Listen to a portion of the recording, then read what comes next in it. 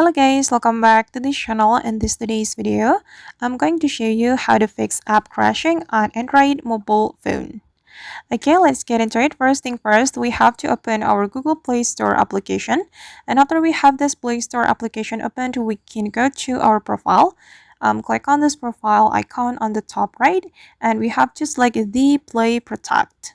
Okay, and we have to scan our application. We can click on the scan button, and we just need to wait until the scanning process has completed.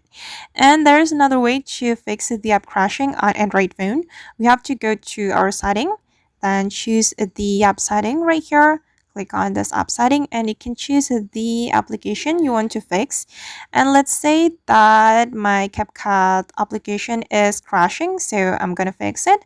We can click on the CapCut and click on storage, and we have to clear the cache of this application to fix the crashing. Okay, and that's all of the tutorial for today, guys. Hopefully this tutorial will be useful for you. Thank you so much for watching, and see you in the next video.